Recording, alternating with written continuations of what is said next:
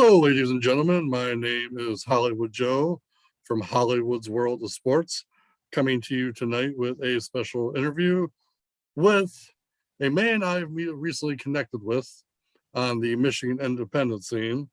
He is photographer Jerry Villagrana, and we have recently connected on a promotion called Sanctuary Fight Club, where I have seen some of his work in recent months.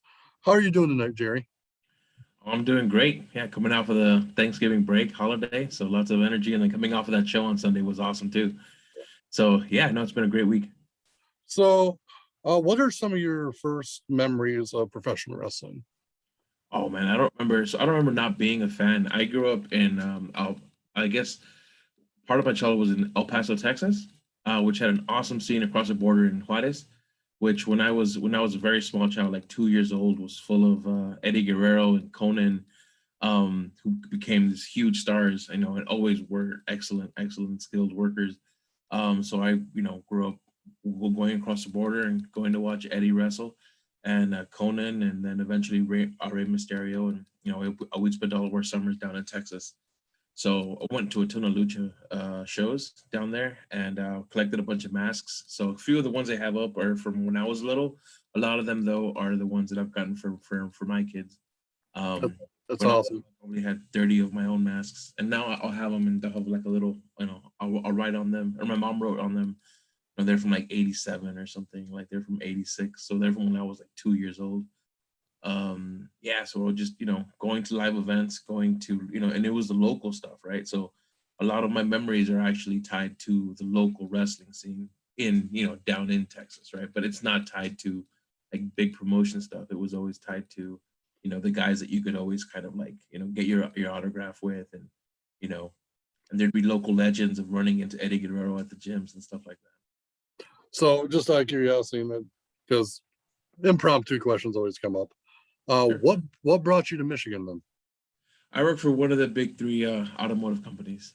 Okay. So that's what brought me to Michigan. And then that's eventually also what led me to go down and work in Mexico for a couple of years, which is where I shot a bunch of lucha. So if you go to my website, there's a whole bunch of events that I shot that were down in Mexico.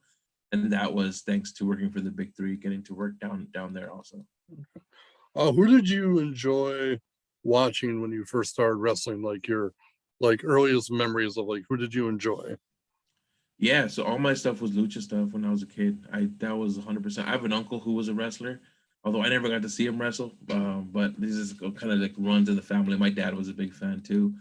So it was a lot of lucha stuff. I lived in Kansas for part of it, and we'd get tapes recorded, and then get brought up, and we would just watch lucha stuff, and I'd watch those tapes all over the place. I would get lucha magazines in Spanish, and I didn't know, even though Spanish was my first language speaking, I didn't know how to read in Spanish, and I taught myself how to read in Spanish by reading lucha magazines, because I knew that was El Santo and I knew that was Blue Demon. So I just sounded out the words. I'm like, oh, okay. And I could kind of figure it out between what I knew reading in English and between the names I knew in Spanish from the wrestlers. Yeah, so a lot of that stuff was lucha. And then I also watched a bunch of WWF stuff, so that's Sunday mornings that we'd get to watch kind of pre Raw.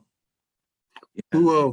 Who like when you started like discovering like the US mainstream stuff, who were kind of some of the guys that intrigued you? Sure. So my guy when I was about that age on the U.S. side was like Bret Hart, right? I was a big Bret Hart guy, so I like Bret Hart a lot. And then this is like pre Rey Mysterio coming to WCW, right? Yeah. Big Bret Hart guy. And then I remember that I didn't like Shawn Michaels, and for years I just didn't like Shawn Michaels, and I couldn't appreciate him. And it wasn't until much later that I finally like okay, like buried the hatchet. I was able to appreciate, Yeah. how great he was. But yeah, no, I was definitely a Bret Hart guy. It's funny you say you're a Bret Hart guy because I was actually my guy is one of Bret's greatest rivals, Mr. Perfect. I was Oh, al- awesome! Yeah, I was always a Mr. Perfect guy, and I've always told people that probably one of the greatest Intercontinental title matches of all time was Mr. Perfect and Bret Hart at SummerSlam sure. 1991, and the rematch they had at King of the Ring '93 2 years later. Yeah, So I think that's kind of cool how like our guys kind of, fought each other a lot and had great matches together. Sure.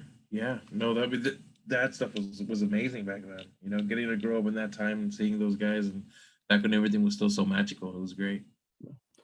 What made you get into photography in general? So I got a camera when we had our daughter. So I have three kids, and my oldest is now 11. So shortly after she was born, we said, hey, let's get one of these nice cameras and just take better pictures, right? And then at the time, my wife was well, she's a nurse, but right now she's not working. But at the time, she was working evenings, nights at the hospital. So then every weekend she would go off to work in the nighttime, and I'd be at home. And the baby would go to sleep, and I didn't have anything to do, and it was either play video games, and I did that for a while, and then eventually it was, hey, I'm seeing these pictures that can be taken with this camera that I have, and why can't I take them, right? And it was like, okay, the only thing separating me from taking those photos is knowledge. And yeah, I was out of school, and I didn't really have anything else to do on a Friday, Saturday, Sunday night. So I started just watching YouTube videos and just trying to get better and just take better photos and get, kind of snowballing into, yeah, okay, take one step at a time, like building bricks. And once you mastered one brick, you put the next one and the next one and the next one, and little by little you have like a little foundation of knowledge, right? And then yeah, so then I started going to car shows. I like cars, right? So I would take my daughter to little car shows and cars and coffees. I'll take pictures of the cars, and then that's how I started shooting a couple road rallies, because I'd always wanted to do like a cross country rally. I was like, being in the automotive industry, like, you like cars. And then so between going to the auto show and then going to the car meets, they liked my photos, because I could go and take photos all day at a car show with my daughter in a stroller, and then at nighttime when she was sleeping, I could edit them. And so I was able to do some neat stuff, and they liked them, and I was able to. I was one of the photographers for a couple of the rallies here locally, like the automotive rallies that, we'd start here, we'd get a couple checkpoints along the way and end up in Chicago, and then make our way back the next day. And it was all live event stuff. That stuff was, if you missed it, it was gone. So there was like the pressure was there, everything was in motion, which kind of like led to parallels, and it was also a lot of fun, which is very parallel to other event photography, right? But yeah, that's kind of how I got my start. It was all because of getting pictures of my daughter, and then practice, practice, practice, practice. That's awesome. That is really cool. So I heard you mention video games in there real quick. What were some of your favorite video games that you used to? Yeah, so I mean, the stuff that the last things I really played was, I got way too into League of Legends. I got way too into that. And then that's what I dropped. I replaced that with photography.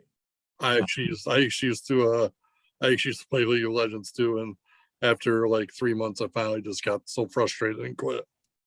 yeah, no, I mean, there were like 40-minute matches, of each. And if you lost one, you'd want to play again. So now you just lost an hour and a half, and then you were tied up for that. It was a problem. So I was actually relieved to let it go, and then you kind of need something to replace it with because of how, crazy I'd gotten into it, and photography was it.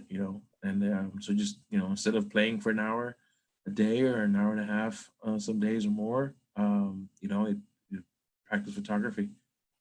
Yeah, and then, the whole world was your game, and your controller was your camera, and it was just obsessing over it for a while. And then when you have kids, especially when you have like a baby, you're holding them, and you're just watching YouTube. So I'm gonna watch something, I might as well learn. And so for a long time, and then plus I was out of school at the time.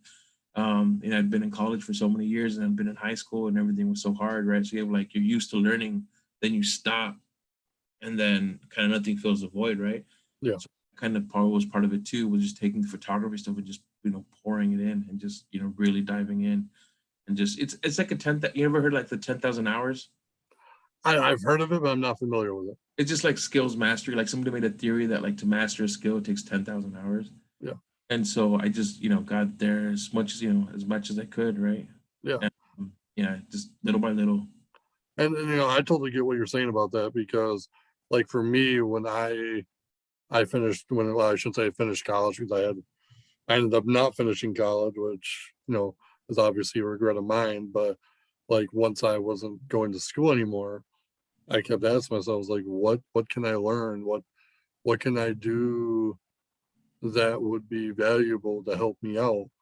And so for me, like I've always been into writing, journalistically and creatively. And, as social media has evolved, the guy that does my web and graphics, he really started teaching me a lot about like social media marketing and branding. And so Yeah. it goes back to your 10,000 hours. And I feel like in the last, like, however long Facebook has been a thing, I feel like a lot of hours have been, devoted into social media marketing in my life. And so I totally get what you're saying about, practicing and learning and honing a craft. So I really do respect and appreciate that aspect of your work. Oh, thanks. Yeah, and so but part of like there was different wrestling photographers, right? And like one of the things on my end is like I always push on the photography side, like be a real genuine photographer.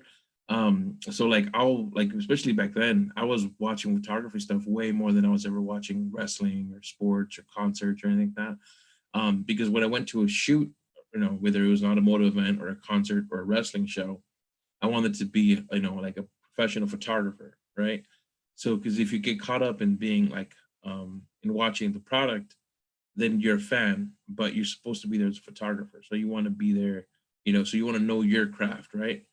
Um, so that was always really important to me too, is to, hey, I'm going to be here. I'm going to be, part of the staff. I'm going to be a photographer first, right? Yeah.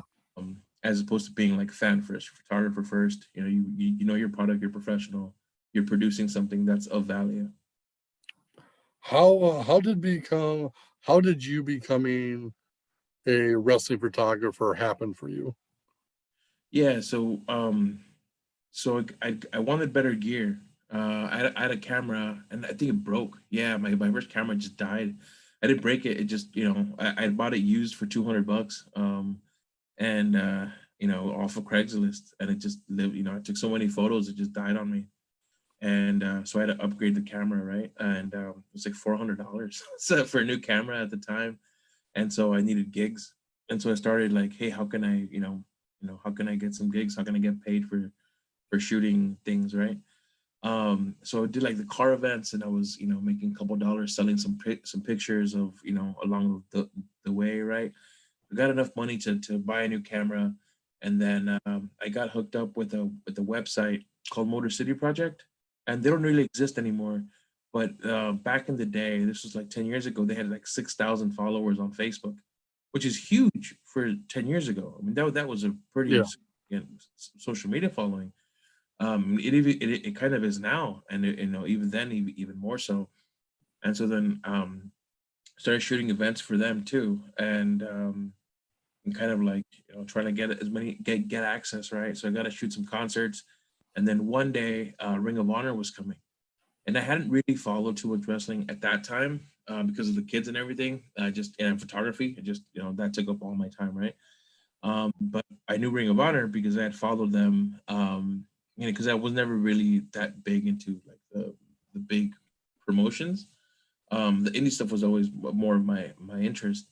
Um, so when they came, so they were coming to town. I had been to like one or two shows, like at the fairgrounds back in the day, and so I was interested in like, hey, maybe I've shot these concerts, I've shot these car events, maybe I can get access to shoot Ring of Honor, right?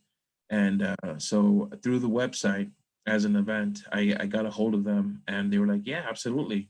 And so I did an interview with Jimmy Jacobs, and so the website, we featured the interview leading up to the event to promote the event, because it's kind of like, we wanted to be able to promote them too. Though it's like a two-way street. They're Yeah. getting, it's not just, hey, I want to come and take pictures. Like, no kidding, take everybody wants to come and take pictures. Go to a wrestling show, everyone's got their cell phone now. Everybody wants to take pictures. So why should they give you access on the other side of the barricade, right? And you're like literally right up against the ring. Why would they why would you get that? What's in it for them, right? So I interviewed Jimmy Jacobs, and then featured that on the website, and then we got access, and then they gave me ringside access. I had never shot wrestling, but I'd shot a lot of other things, right? And so I knew the basics of shooting action, and it was awesome. It was a great show. It was the photos we looked at earlier. It had a lot. It was the American Wolves last, I think, show on Ring of Honor. So Eddie Edwards wrestled Jay Lethal, and I think Davey wrestled Roderick Strong, maybe. Yeah. And it was a really great show. And I just, I'd been a wrestling fan my whole life.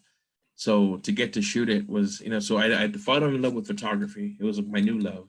And wrestling was like my forever love. So to kind of bring those two together, I mean, it was like a match made in heaven. I just absolutely fell in love with it. But it was I had to wait till the next Ring of Honor show, right? So because I didn't know any of the other local indies, I really didn't even know where to look. So yeah, so I shot Ring of Honor and had a blast, and then I reached out to like the wrestlers and said, hey, here's some of the photos I shot. If you guys want to use them, by all means, just to kind of get my name out there. And I think it puts them up on Flickr too. And the Flickr ones got a ton of love. And I was like, hey, these are getting, people seem to really like this, right? And then Jay Lethal wrote, I sent some to Jay Lethal. I remember him, and he wrote back and he was like, hey, you're really good at this. And I was like, oh man, this is my first head. I'm like, wow, this is my first show ever. And Jay Lethal is saying that, the photos were good. So that was like a huge pat on the back. I was like super motivated to keep going. And yeah. And so since then I would do Ring of Honor whenever they came to town. So I got a question because you brought up Jay Lethal. Like, how do you feel that he's finally like getting his mainstream exposure on AEW? That honestly he should have gotten mainstream exposure a long time ago. How do you feel about that, knowing that you have interacted with him in the past? Yeah, no, it's really exciting. It's real because like not only is he getting some exposure, but he actually might have a chance, because even it was before, like I liked NXT a lot. And sometimes it was sad because like some of those guys were like super, super talented. And then they'd shine at NXT, and then they'd go on the main roster and it would just fall. And so there was always like a nervous like hesitation of like, oh man, hopefully they know how to use them. And now with AEW, it seems like there's an opportunity that he could genuinely go and he could definitely make a difference. And a lot of the guys have, right? Like in AEW. And even if it's just a cup of coffee, they can have they can make a difference and have some great matches and be utilized, better than just getting squashed or Yeah, just someone not getting it. I agree. I agree. Is there anyone that you've learned a lot from when it comes to shooting pro wrestling shows? Yeah, so I think one of the guys is Lee South. His promo work was really good, and then a big one. The biggest one is probably Speedy. Speedy's the photographer now for AEW. He does a lot of work for them. Speedy had a wrestling photography group. He has a wrestling photography group on Facebook, and that group is super exclusive, which is not real common. Usually, people admins of groups just let anybody in, so the group grows, and they can be like, my group has 10,000 people in it. And Speedy's really strict about if you're not a wrestling photographer, active, shooting ringside, you're not going to be in this group. And if you've got a camera and you sit in the stands and you take lots of pictures, nope, you're not in. You're the only way you're getting in this group is if you're actively shooting wrestling photos for a promotion. And that group was huge, right? Because you're seeing what's capable. Yeah. And you're seeing other people doing what they do, because there's not really one way to do it right. There's so many ways of doing it right, no matter what your gear is, no matter what your access is. There's lots of ways to do something well. So that group has people from like all over, from Europe, from Mexico, from the US, and everyone's sharing their, hey, here's the latest photos from GCW, here's the latest photos from, you know, AEW, there's the latest photos from just anywhere, California, PWG. So Speedy was huge. So he was big for like action, Um, and when the first time I used flash, like my strobes, I asked him about it, and he was super cool, and he was more than happy to help. And then Lee South was big for promos because that really blew my mind. Seeing like well done promos was like something that's aspire to. Yeah. So it's funny because like I always tell people like when it comes to Michigan, the independent scene, it's very overlooked and we don't get the attention and love that we probably should. That just doesn't go with, what happens in the ring. I feel like there's some outside stuff too, like the photography, because, there are some amazing photographers in Michigan. I mean, there's you, there's John McEvers, there's Leonard Brand, Yeah, there's Daniel Abbey, Kimmy Buchanan. And so I feel like Michigan as a whole doesn't get the credit it deserves. And honestly, that's one of the reasons I wanted to interview because I feel like Michigan needs that spotlight. And honestly, I probably would have never heard of Sanctuary Fight Club if it weren't for your photos. And so don't. it's like, there's a lot of great people doing a lot of great things in Michigan, and they're not Yeah. being. That's Leonard's great. I've worked with Leonard a bunch of times. He was a guy that I would always shoot Ring of Honor with. I was always happy to see him. I mean, he's been doing it forever, and he's super nice, super kind. He saved my butt one year. One time I was shooting Ring of Honor, and it was one of the first times ever. It might have been the first. I think it was the first time ever. It was that Ring of Honor show that I was telling you about, and all of a sudden I feel somebody like I'm shooting right around the ring, and I know I can't go over on hard cam side, which is like the fixed cam. You're Yeah. never across it as a photographer. So I knew that, but besides that, there wasn't really any rules. And so I was moving around the ring, and all of a sudden I feel somebody shove me, and I didn't know what was going on, but Leonard had shoved me like really hard. Like, what gives? I look over, and Tommaso Ciampa was doing a run in, and had Leonard not pushed me out of the way, I would have gotten completely speared. I mean, it would have been a problem because I was completely in the way. I just didn't know at the time, that there was going to be a run in, and that you shouldn't, that aisleway should be kept clear. So something I can never do again. But Yeah. Leonard, my butt. So having people who know what they're doing, like him, who's been doing it for a long time, is definitely a bonus. What are some of your favorite wrestling events that you've done photography at? Oh man, probably the biggest one that I can mention is the first Lucha Libre World Cup in Mexico. So when I left Michigan to go to Mexico for work, I had been shooting a lot of cars. Like I really only ever shot Ring of Honor before that. Oh, and I shot a couple WWE shows from the stands for like the Oakland Press, but that wasn't ringside. That was just from hard cam from the stands. Yeah, for WWE, and then Ring of Honor. But that was all I was doing. And then so besides that, which was occasionally, right? Ring of Honor would come a couple times a year, and WWE would come a couple times a year. So I was only shooting a couple wrestling shows every year. Um, Besides that, I was shooting a lot of cars. So when I go to Mexico, there's no more cars, right? I'm not in the Motor City anymore. So I decided to focus from cars to wrestling, to lucha. And so the first show I ever shot for lucha was the Lucha Libre World Cup in Mexico City. And so that was one of those things of like, hey, I have this work for Ring of Honor, right, in my portfolio now. So I can show that I can shoot, but how do I get access? I mean, showing that you can shoot is easy, right? Any photographer that can shoot can show, hey, I've done this weddings, hey, this is my work. Like photography is really easy to share. It's like if you're a great chef, it's hard to convince somebody in California or in Canada that you're a great chef. Like, what are you gonna do? Like, send them a steak and say, hey, try this. Like, even if they did that, you wouldn't do it, right? But photography, I can share a photo with you, and in a second, half a second after you see it, you know whether or not I can shoot or not, right? Like instantaneously, you can share that, hey, this guy's quality is good, right? So I had the photos, but how do you get access to this amazing event that's going to happen in Mexico City? So I got the idea to reach out to PWI. So I literally just looked up, ProWrestlingIllustrated.com, and I got the contact information. I was able to reach Stu Sachs, who was the editor at the time. And I wrote to him and I said, hello, Mr. Sachs. I'm, Jerry Villagrana. I'm originally from Detroit, Michigan. Here's a couple albums of some of the work that I've shot for Ring of Honor and for WWE.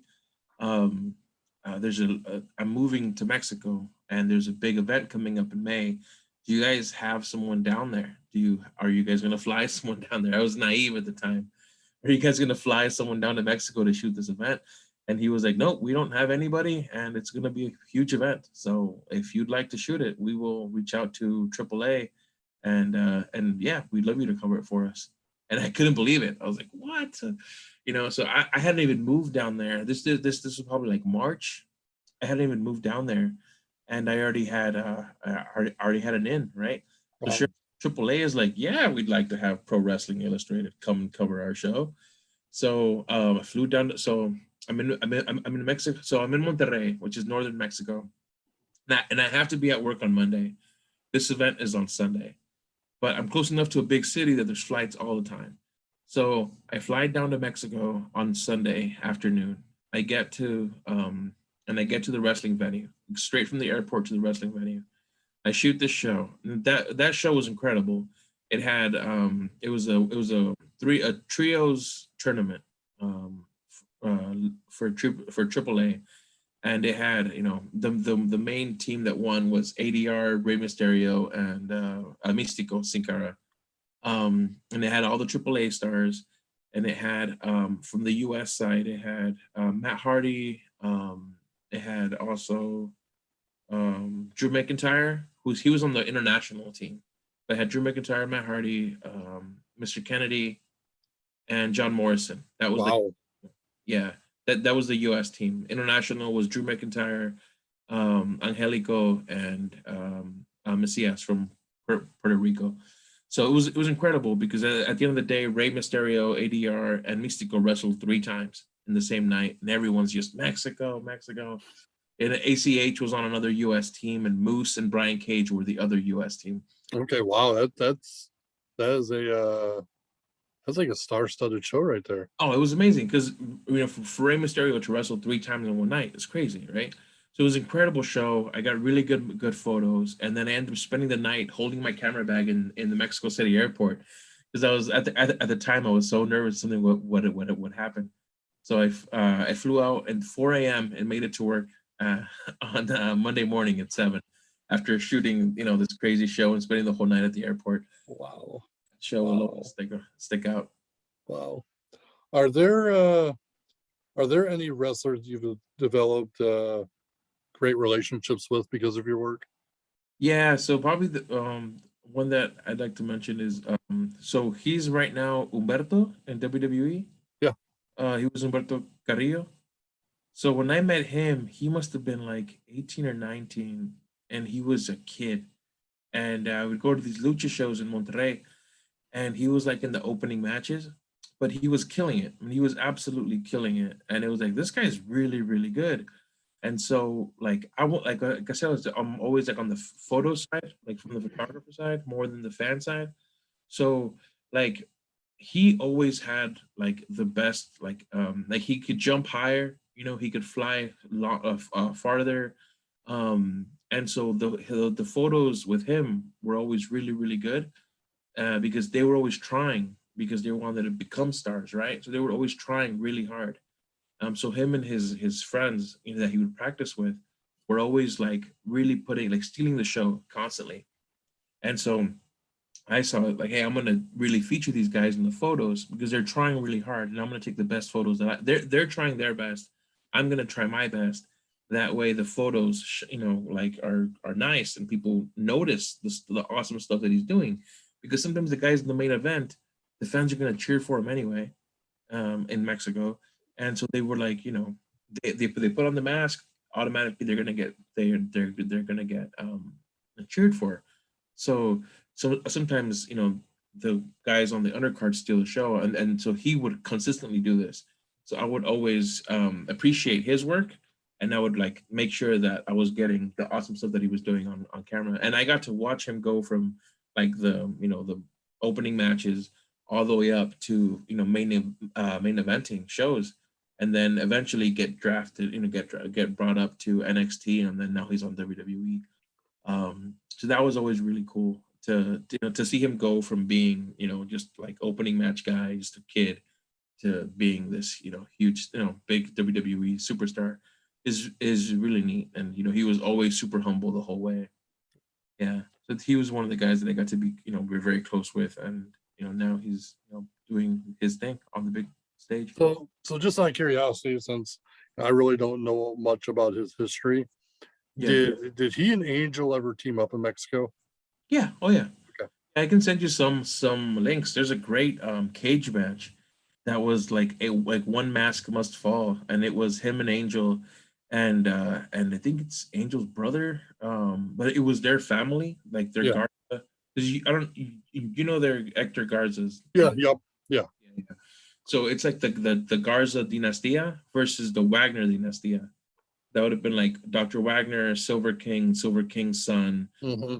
It was like a 4-on-4 in a cage. One mask has to go, and that was a tag. And Humberto is like super young. I mean, he must have been like 18 at the time.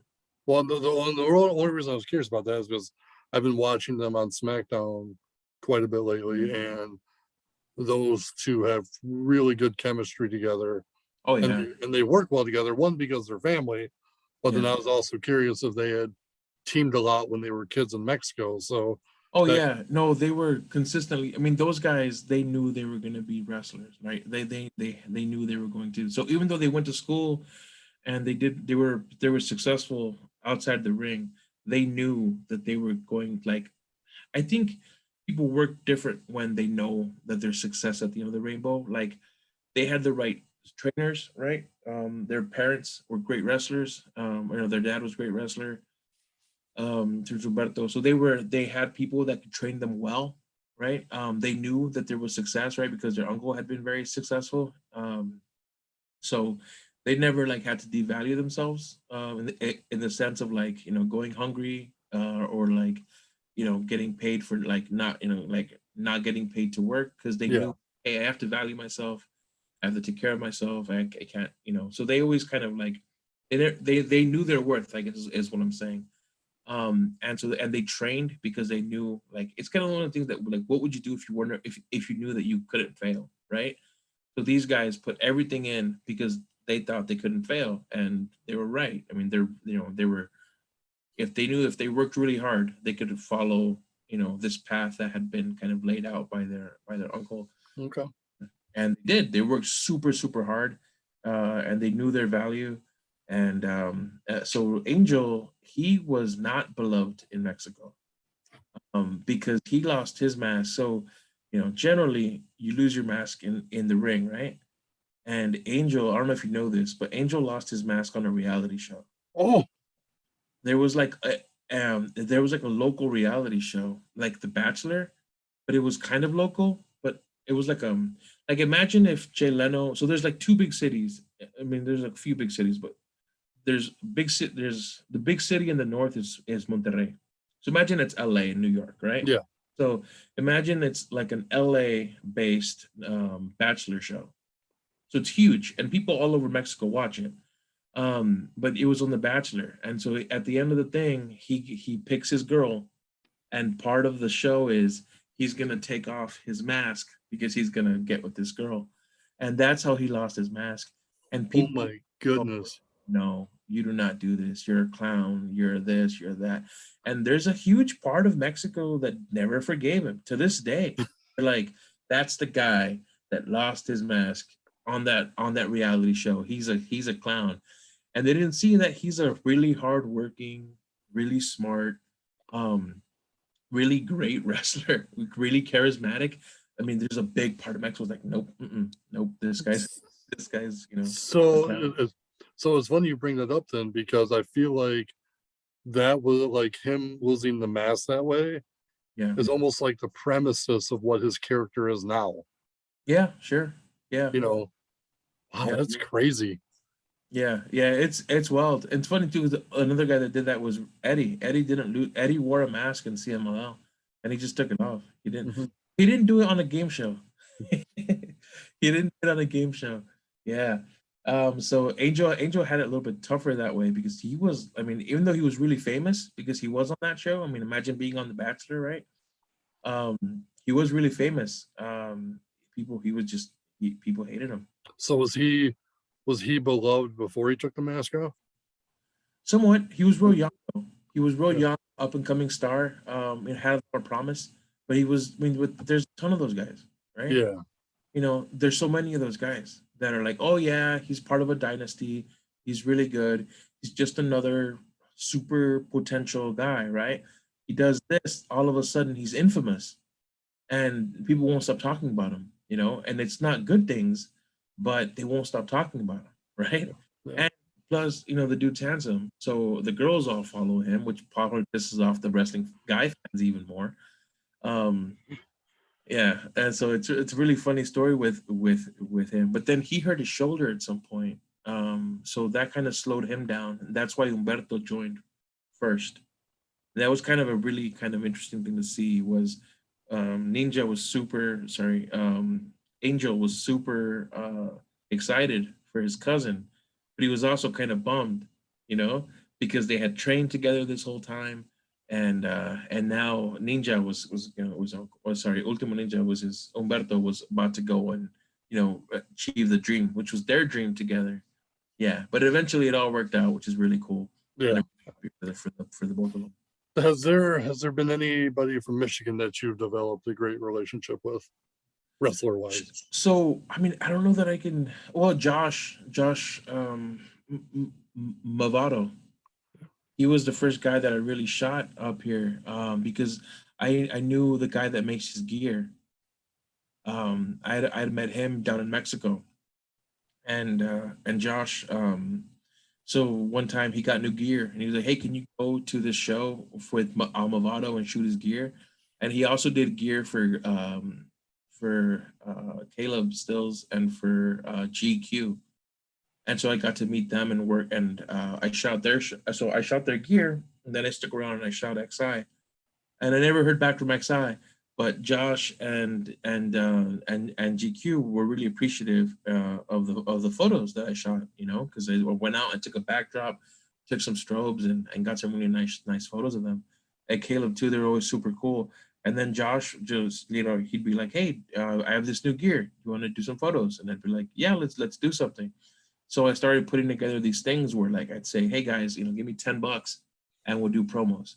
So I'd go down to House of Truth and I'd set up my photo stuff, and then I would do promo photos for whoever wanted to show up for $10, which is just cost of just you got to do something, right? Because if you don't charge anything, then everyone's gonna want you Friday, Saturday, Sunday. If you're not, you have to value your work some way.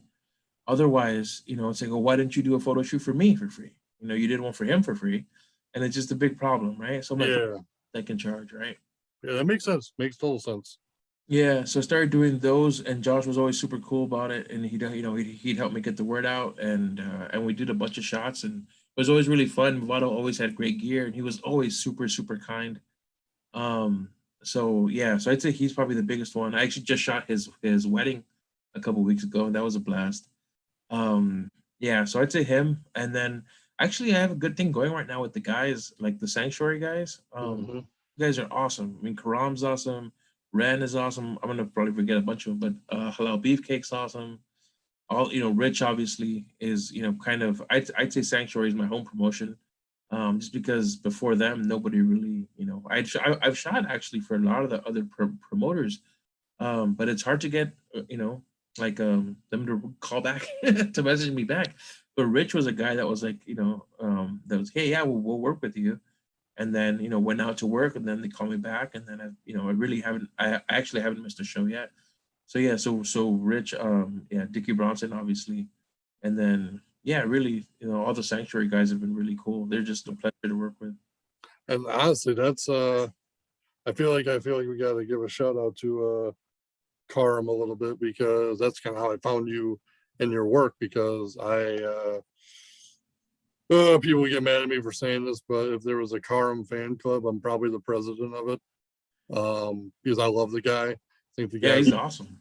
yeah, one of the most humble and genuine guys out there. And honestly, that's like I follow all of his stuff, and that's honestly how I became familiar with your work, honestly. And I love like I can't get down to sanctuary shows because it's a 3 hour drive from me, but like Yeah.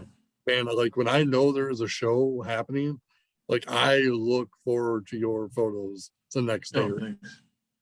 Thanks. No, I mean it's a they bring in really good talent, and the guys do really good work. They put really they put a lot they put a lot of good work in the gym, then they put a lot of good work in the ring, and so it deserves to be captured as well as possible, right?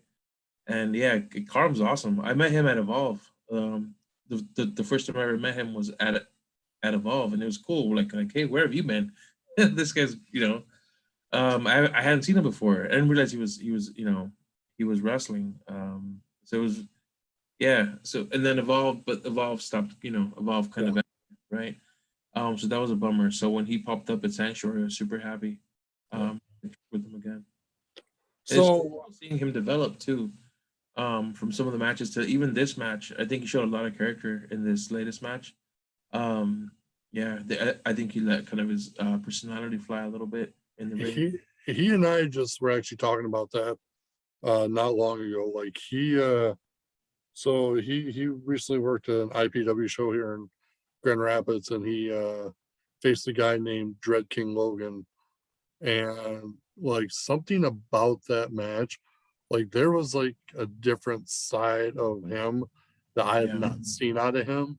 And so like I get what you're saying, like you're starting to really see a guy like that hit his strides and bring out his personality and intensity in matches. And so like I totally get what you're saying about growing and evolving that way. yeah, no, for sure. I think sometimes like when you're starting out, you're getting comfortable in certain areas, right? And then as you get comfortable in those areas, you can move on to develop new skills. And I think right now, I think he's developing in some of those other ways, like some of that, because I see it in the. So one thing I do is in photos, you can always see like in facial expressions.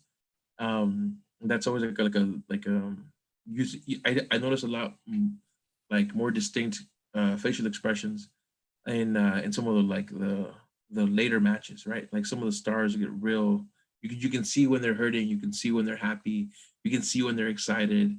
And so you can really tell. I can really tell. And I always kind of make it a point to like if somebody really stands out from one show to another, like I'll let them know, like, hey, you're doing really good.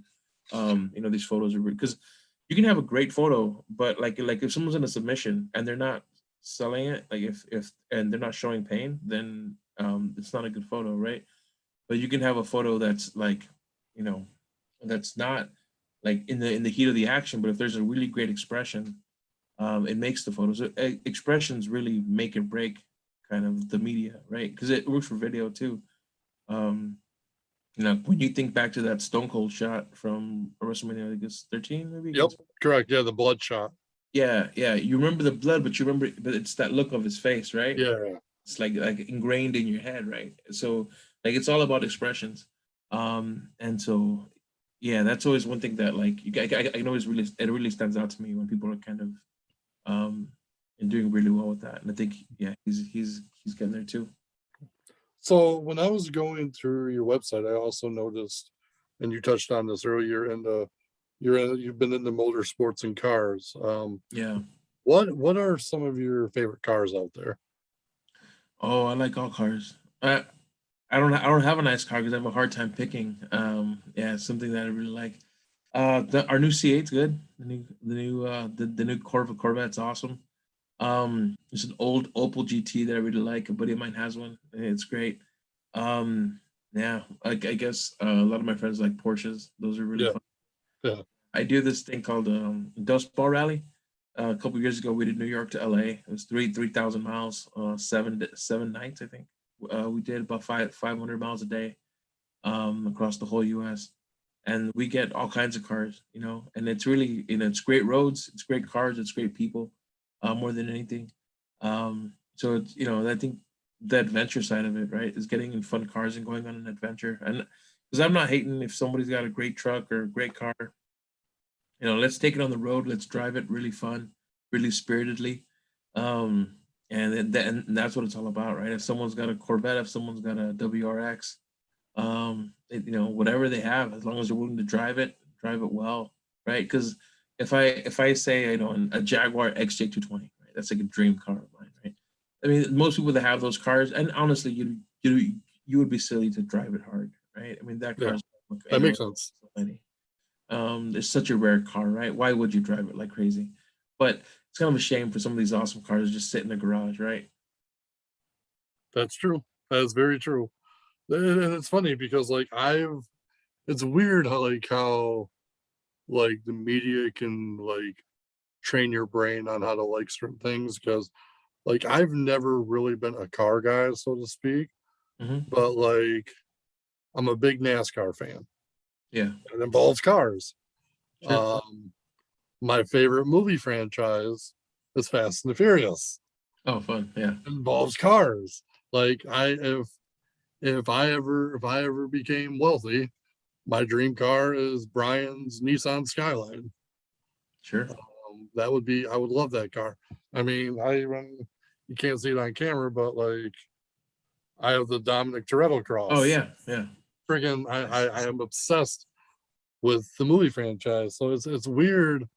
It's weird how like in your general train of thought, you're not really interested in something, but like when you start to watch something like a movie or a sport, like it starts to creep up in your mind. Okay, you really are interested in it, but it just isn't the first thing on your mind. Sure. Because I like I'm like honestly next to pro wrestling, NASCAR is probably my second favorite thing.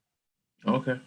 So um so yeah, I the car thing I'm still kind of gauging because again, like I don't know parts, I don't know mechanics of a car, but Yeah. like I like the looks of certain cars. Like, my wife, she loves the Dodge Charger. Like she would like own a Dodge Charger if she could.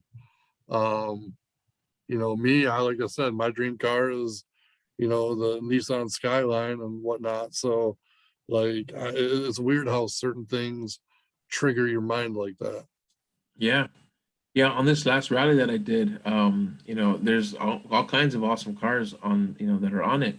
But my favorite car was a school bus. One of the teams took a school bus, and it was a small bus. And they rallied it from Houston to Buffalo. Oh And we wow. and that thing was a blast. I mean, it was great, and it actually broke down, and we had to fix it.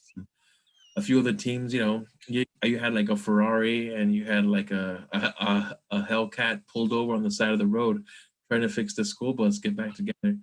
But we did it. It Yeah, got back together, and we made it to the next town. So it's, yeah, I'm a big fan of cars doing fun things. that's I awesome. car shows and stuff like that. And now, I mean, it's okay, but I'm much more interested in cars doing fun stuff than just the car, just sitting there looking pretty. Yeah. Are there any other types of events that you want to shoot someday? I've never shot NASCAR. That'd be cool. Ooh, I honestly, man, if you went to a NASCAR event, I would probably go with you just to pick your brain on how you would shoot because that Yeah, would that seems be incredibly hard. They go so fast in this, they go because like I've shot a lot of Grand Prix, and that was a blast, right? Shooting the Grand Prix, but it's a road course. So they're taking corners, they're taking hairpin turns, and you can get set up in a photo hole and get them as you're coming out of a turn.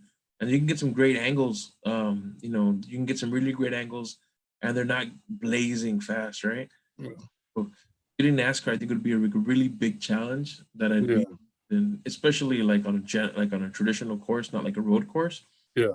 It'd be so. I guess there's one shot, and it's the cars all coming at you, but Hmm, it's fun to kind of go around the pits maybe and get some shots there. That's always the challenge of it, right? Is, hey, there's awesome stuff going on. How do you capture it, right? hmm. Find It's it. interesting. I Yeah, that'd be so really fun. I'll have to do some digging on some local tracks around the state and see, what's good out there, because I think that'd be kind of cool for you to Yeah, shoot some local tracks. Like here in West Michigan, probably the most well-known local track is Berlin Raceway.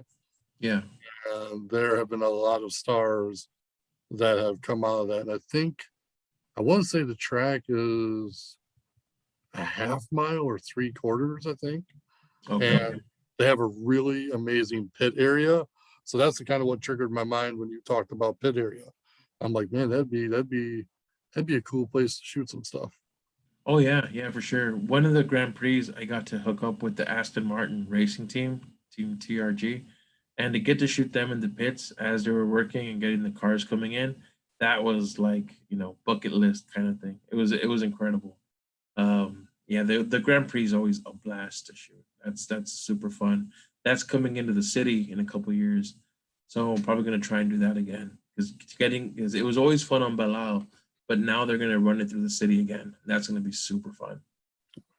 So it's funny, you brought up like the street courses and stuff. Mhm. Like I said, I follow NASCAR quite a bit. How would you feel just as a general like car guy and a racing, some general racing stuff? How would you feel if NASCAR did like a street course in a city? That'd be great.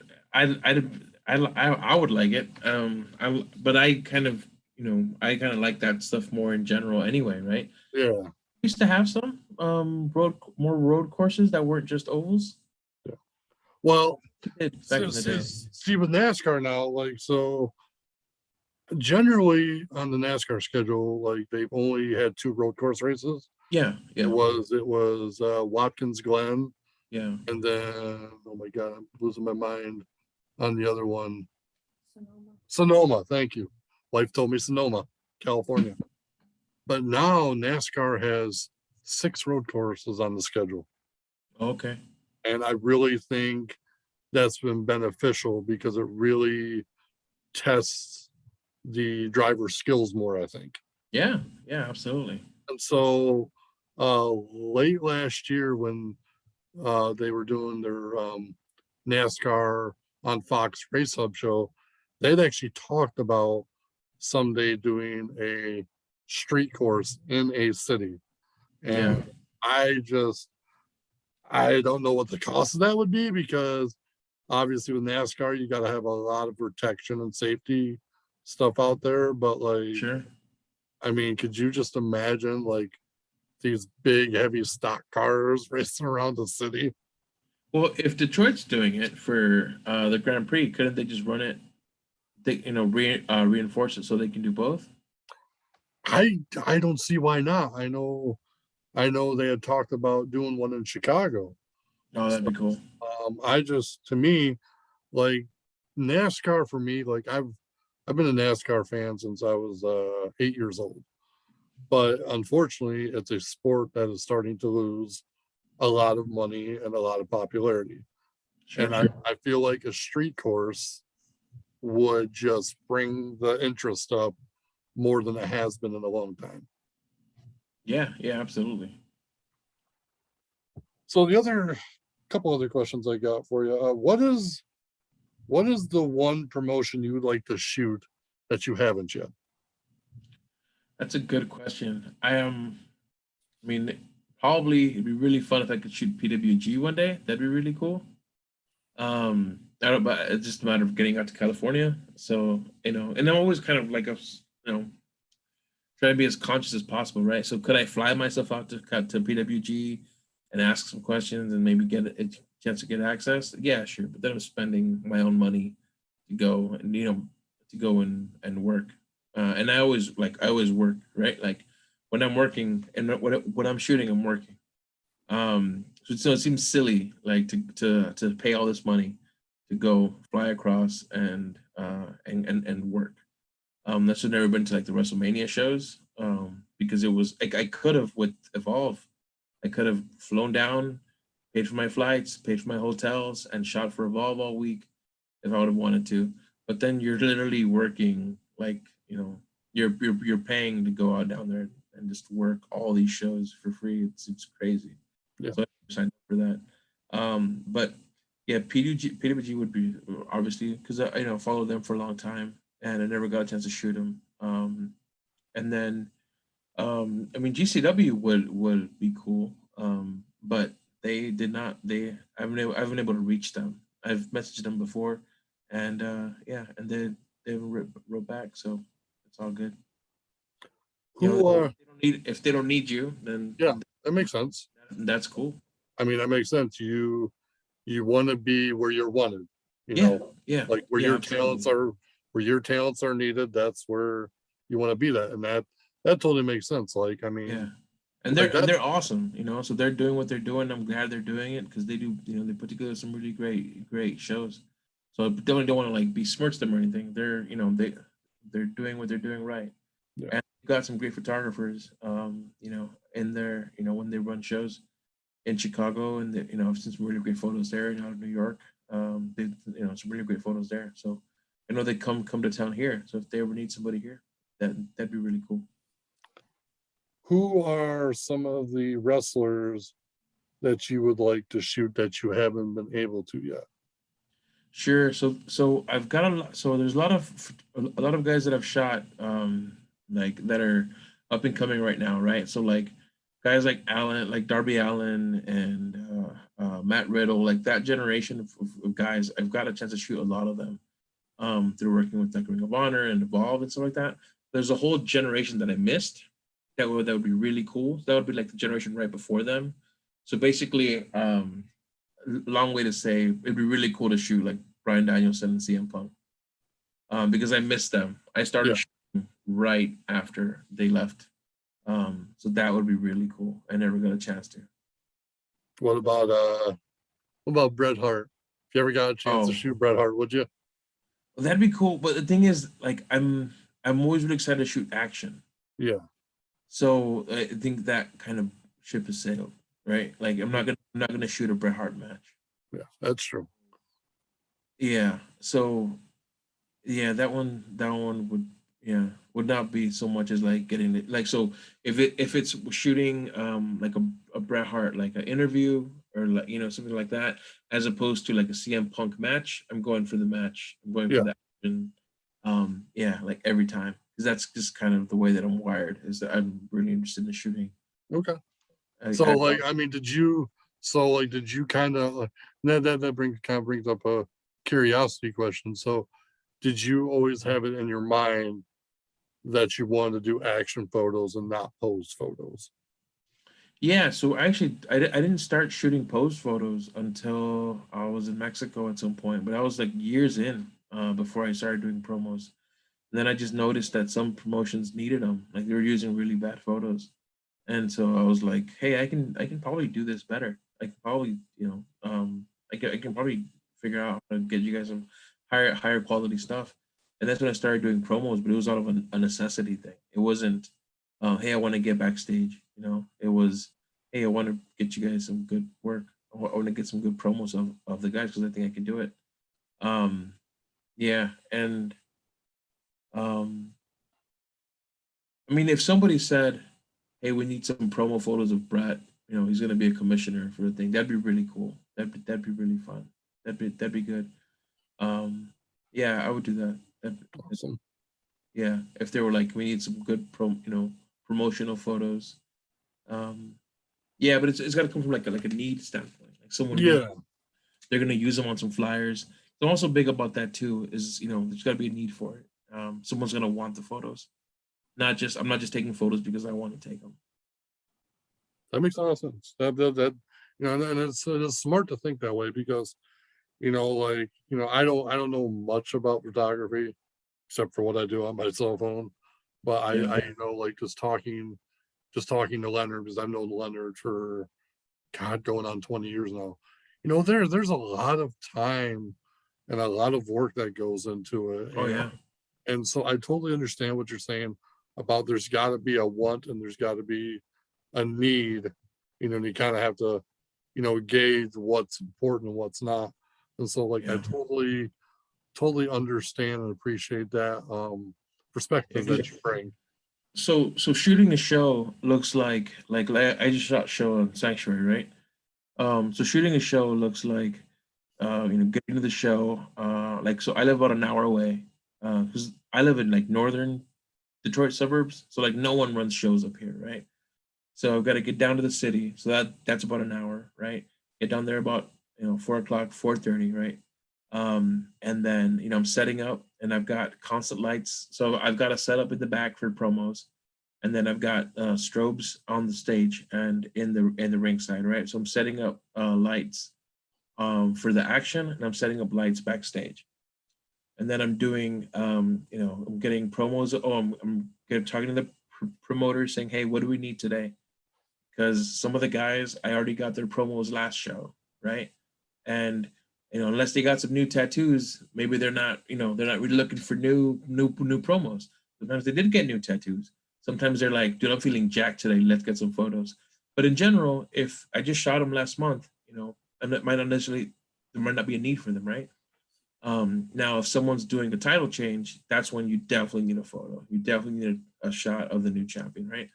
That one's like a guarantee. So I was talking to the promoter, like, hey, what are we looking for today, right? So talking to him and then getting the promos right before the match, whoever's ready before the show starts. Once the show starts, you're shooting the match, and then you're running backstage and getting the guys that are ready for the next match. And then you're getting, taking those photos, running back, doing photos ringside, running back after their match, getting guys that are ready for the next match, and going back and forth, right? And then the show's over, and then you gotta tear down your lights. Tearing down my lights, getting them out to the car. I'm done till 10, drive back home at 11, right? So that's been 7 hours that day. And then the next day you've got to edit, right? So next day you're editing, probably takes me, a good 5-6 hours to edit. And I'm turning over 250 photos. So 6 hours to edit them. You're looking at 13 hours worth of work, right? That's miles in the car. That's time. That's a weekend day, right? Time away from the family, from the kids. So if you do that for free, everyone's gonna want it, right? And then and then it's fun. So why wouldn't you want to do it? And then people get, hey, well, if you don't run my shows, I guess there's a problem. I guess you'd rather go to his show, right? Stuff like that. So it doesn't make any sense to not value the time that you're putting into it, right? And then you start not feeling appreciated, and then all the negative feelings come by. It's like, no, like put your worth up front, and then you don't resent it later. Yeah, and I appreciate you explaining that process, because like from a general fan point of view, they don't realize how much time and energy and work goes into photography. I mean, there is a lot of work that goes into it. So I appreciate you like explaining the process, because myself, I didn't even really know the process, of what you guys have to do, to make sure your work is the way you want it to be. Oh And yeah. so, like I appreciate those like learning about it, because I would like, for me, as someone who as a fan and someone that really studies the business, I appreciate like every aspect of what goes in on a show, not just Yeah. what happens in the ring. I appreciate, I appreciate the people that got to run music, appreciate the people that do commentary, appreciate the people that do photography, because like a lot of people just don't understand the amount of teamwork too, like coordination with Oh everybody. yeah. Like people don't understand the amount of work, time, and energy it takes to put on a good pro wrestling show. So I really appreciate you explaining like the process of what you have to do to make things good. Yeah, I'm glad I had the forum to do it, because like I think there's like misconceptions of it, and it's something that you have to like learn how to turn off, is to like go to a show and not shoot it. It's like a skill that you have to like get after you've shot shows, because like I've been to a couple shows. Like I remember the first time I went to an AEW show, and I didn't get to shoot it. The first time I went to a show, I didn't get to shoot an AEW show. It was all out. The first one with Jericho against Hangman. I really wanted to shoot that, and I went to Chicago. I went to Chicago, um, and I had a place to stay. And I was really hoping that I was going to get to shoot it, and nothing came through. It didn't work out. There's several guys at that point that are saying, "Hey, PWI, I'll do it. Just hey, give me access. I'm in. I want to shoot the show. I'll do it. I don't care if I don't get paid. It's all good." To like they'll get paid for the photos that make the magazine, but they're not getting like paid to go and their flights and all that stuff, right? So I was trying to find any way I could to get access and shoot for somebody, but there's no need. Hey, we're good. We got more than enough guys that are willing to do it. So I didn't get to shoot that first All Out show, and I was really bummed. And I was even bugging Speedy, and I apologized later because I was like, dude, I will help you any way I can. And it was like, I'm good. I don't need. I don't. Yeah. Dude's a pro. He doesn't need me. And he didn't. He's awesome. And I was really bummed out about it. And it was just like a skill that I had to learn of like, hey, you're gonna go to a show, you're not gonna shoot it, and you're just gonna have a good time. And it did. Went, had a great time. It was a good show. And this year I went to All Out and also didn't shoot it, but hey, I had a great time. I wasn't stressed about it. It was like a skill you have to do. It's easy with kids, I think. Like I'll take my kids and I get to like enjoy it through their eyes. That helps. Because I remember when I went to the NXT show and I also didn't shoot that, and I was like antsy. I was like, man, I'd rather be shooting this. I'd rather be shooting it. I'd rather be shooting it. And so you get that way after you shoot shows. You're a part of it, and you're getting, you love photography, you love wrestling. It's better if you're shooting it. Um, so it's kind of like you have to unlearn that because otherwise you're just going and shooting shows for free all the time, and then you get that like, when you're getting it for free, you don't necessarily appreciate it as much and start expecting it, right? Hey, why aren't you going to be at this show? You're not paying me. What's going on, right? And yeah, so sometimes I think people might think like, oh, why don't you show up as a fan and take photos? And it's like when you're working like the way that I explained, right? Like those 13 hours of like, no kidding, every one of those hours is work. You're working, you're producing as much content as you can. I'd pay a $15 ticket to not have to do that work. Like I'm not showing up for a free ticket. I would pay 10, 15, $20 to not have to put in those 13 hours worth of work. Like my time is more valuable than those $20, right? I'm not showing up for a free ticket. That's not the point. Yeah. But I think sometimes that can be like that's the exchange is getting in for free and I'm getting free photos. It's like, nah, I'm good. I'll go to the show. I'll pay the $20. That means I don't have to work 7 hours during the day of and editing the day after, right? Yeah. And so I'm glad you brought that up because there's actually a young man in Michigan who was recording a lot of Michigan matches, and Yeah. he's really passionate about professional wrestling in Michigan. And I've told him in the past, like, man, like if wrestlers are asking you to record your matches, you should be charging them because that takes you a lot of time and a lot of energy that you could be devoting to other things. And so, like, I constantly tell them, is like, you need to value your work because at some point they're going to start expecting it and not appreciate it, and you're gonna get negative feelings. And so I'm glad you brought that up, and I kind of hope he hears this interview because I want him. He's very passionate about pro wrestling in Michigan, and I don't want to see him lose that passion.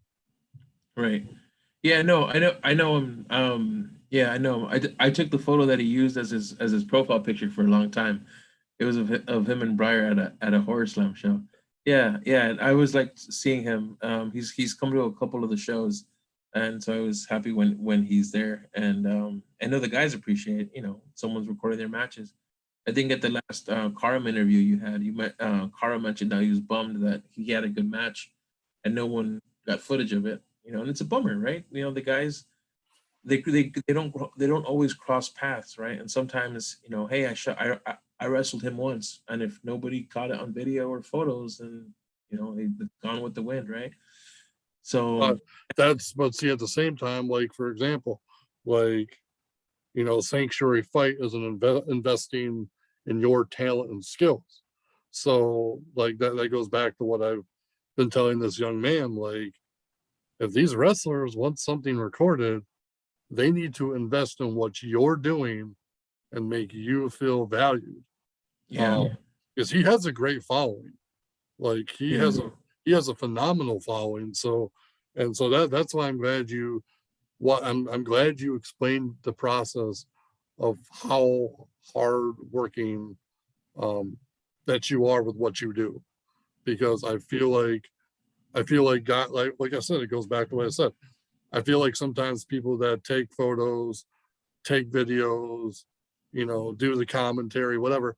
I feel like those people aren't appreciated and they need to be more appreciated.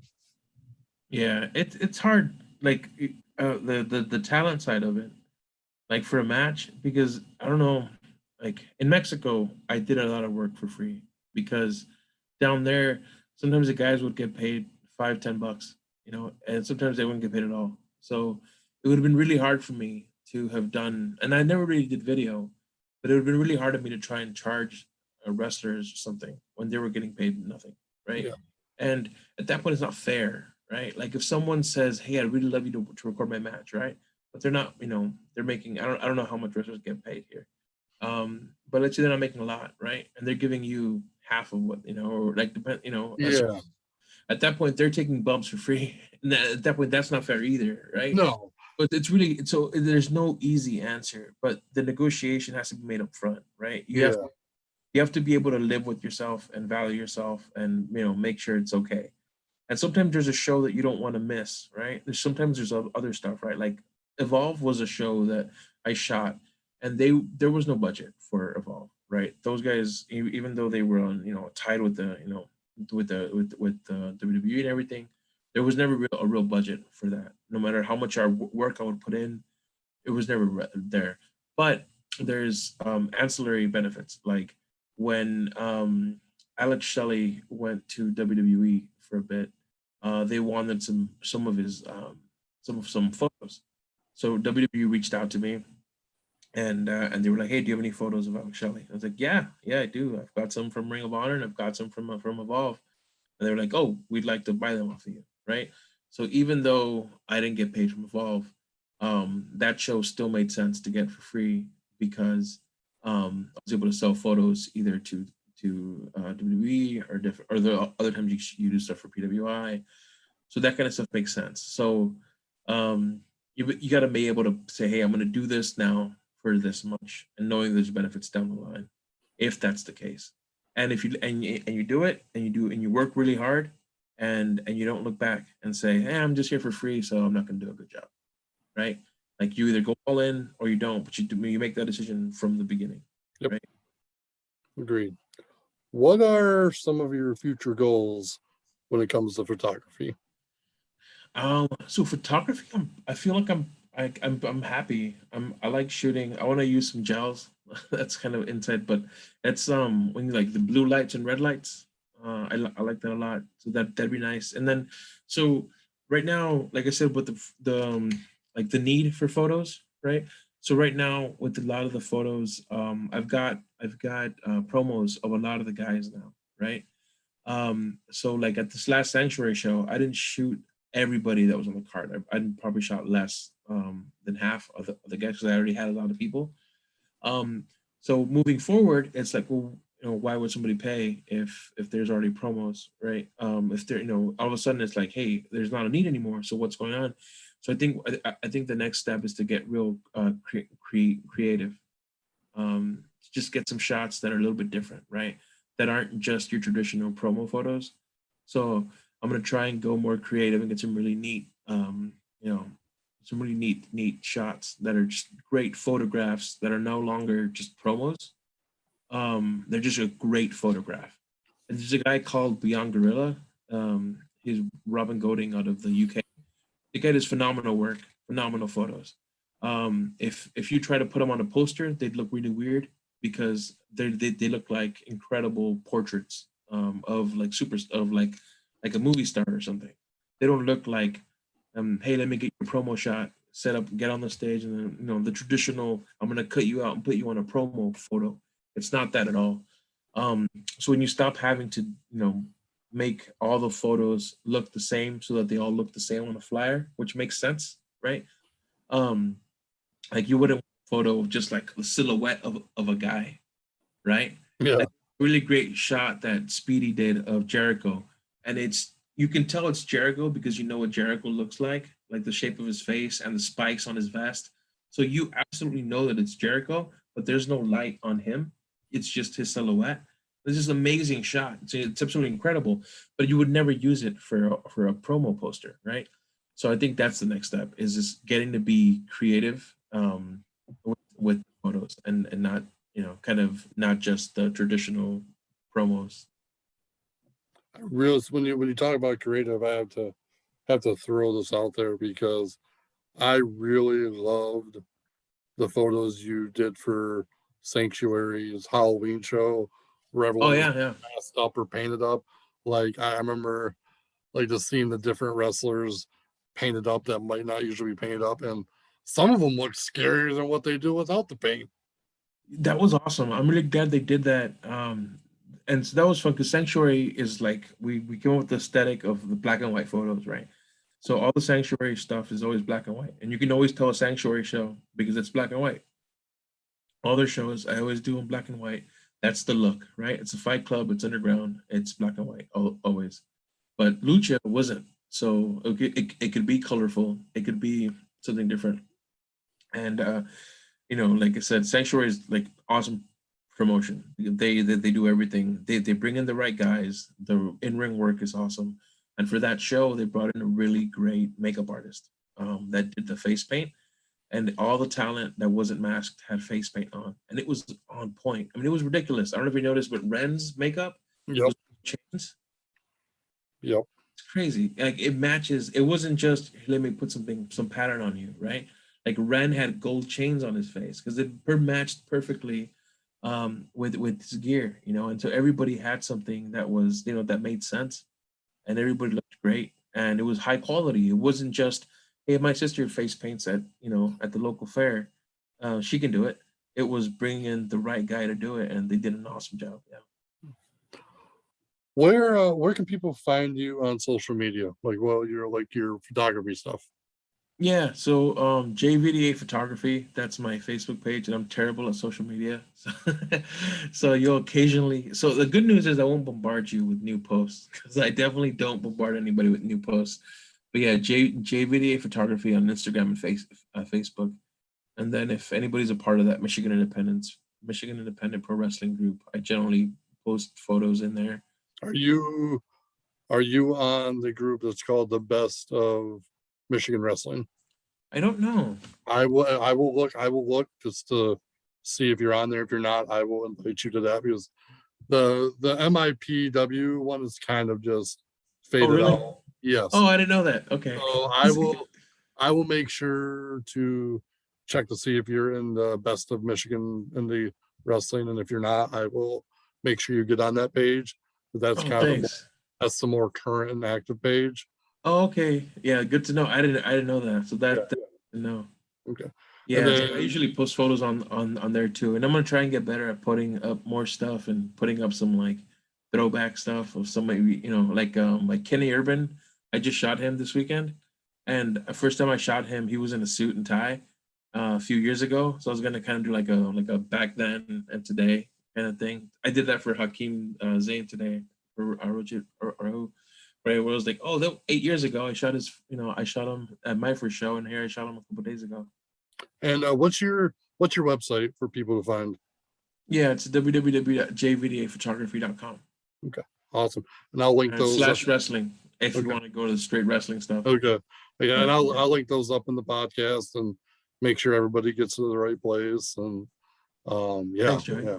Um, I just want to thank you for your time tonight. Generally like to keep these interviews about an hour, which Yeah, is about what we've hit. Um, really enjoyed learning, man. Like sometimes like I kind of get a big head and think I know everything about wrestling. At least that's what my wife tells me sometimes. Um, but I learned a lot tonight, man, because I really don't know much about Mexico and lucha libre, and definitely didn't know much about the process of being a photographer at a wrestling show. So I really, tonight was a big learning experience for me. So I really appreciate you taking the time out tonight. No, it's my pleasure. Thanks for having me. I mean, I love this stuff, so getting to talk about it is a really big privilege.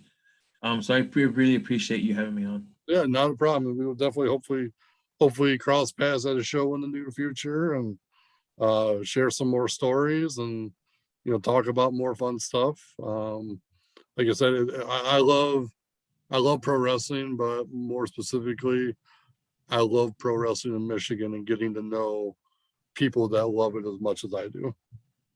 Yeah, no, it's great here. I mean, the guys are putting in, really great work. So it's really exciting. So, well, on that note, we're going to wrap it up for tonight. This has been Jerry. I am Hollywood Joe from Hollywood's World of Sports, reminding you as always, controversy doesn't come without